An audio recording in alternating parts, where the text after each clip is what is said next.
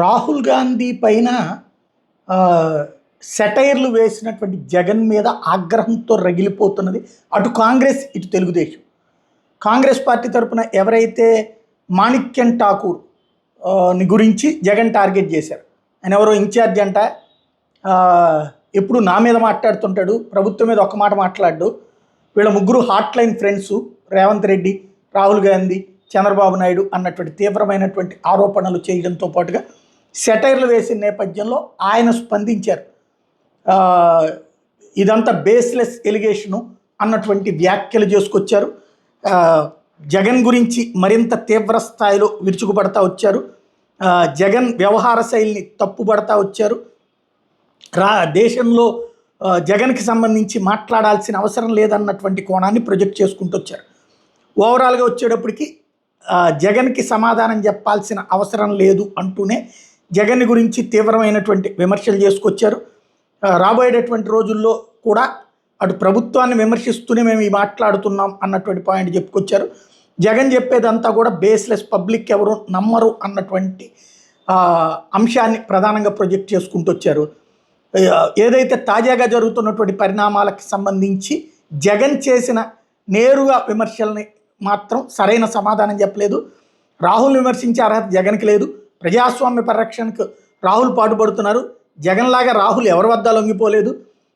ఓట్ల చోరీ మీద రాహుల్ భారీ పెద్ద యుద్ధమే చేస్తున్నారు అంటూ ఓట్ల చోరీ అంశం మీద జగన్కి నిజంగా చిత్తశుద్ధి ఉంటే విజయవాడలో జరిగే కార్యక్రమానికి మా కాంగ్రెస్ ర్యాలీకి మద్దతు ఇవ్వాలి అన్నటువంటి ఒక కాన్సెప్ట్ను తెర మీదకి తీసుకొచ్చారు. అదే సందర్భంలో నారా లోకేష్ తీవ్రంగా స్పందించారు. హాట్ లైన్ లాంటి మాటల్ని గురించి తీవ్ర స్థాయిలో విమర్శించారు. జగన్ దంతా కూడా నోట్ చోరీ వ్యవహారం, వాళ్ళు ఓట్ చోరీ అని తప్పుడు ఆరోపణలు చేస్తుంటే ఇదంతా నోట్ చోరీ స్కాముల మనిషి, లెక్కర్లో అట్లాగే నోట్లు చోరీ చేశాడు, బేస్లెస్గా ఆరోపిస్తున్నాడు అన్నటువంటి కోణాన్ని ప్రొజెక్ట్ చేసుకొచ్చారు. డబుల్ ఇంజిన్ సర్కారే చంద్రబాబును మోడీని కలిపేది, ఆ విషయాన్ని గుర్తుపెట్టుకో అన్నటువంటి విమర్శలు చేసుకొచ్చారు. కాంగ్రెస్తో తమకేమీ సంబంధం లేదన్నటువంటి కోణాన్ని ప్రొజెక్ట్ చేసుకొచ్చే ప్రయత్నం చేశారు. Just saw Mr. Jagan's statement on the vote chori thing. Mr. Jagan must understand that the leader of opposition, Rahul Gandhi ji, he is not a person who is fighting for Congress alone. We are fighting for India's democracy. He has not surrendered to Mr. Shah. He is not afraid about Mr. Modi like the way Mr. Jagan does. We are fighting the battle against Shah and Modi to protect India's democratic rights. The vote chori story is a simple story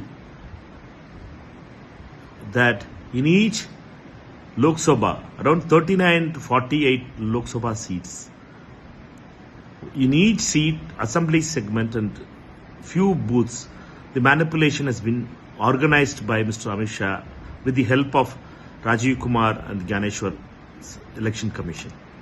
We are fighting against the bigger battle. SIR has come into the new thing. Mr. Rahul Gandhi ji is going on a padayatra, the yatra for Bihar for that issue to protect people's right to vote.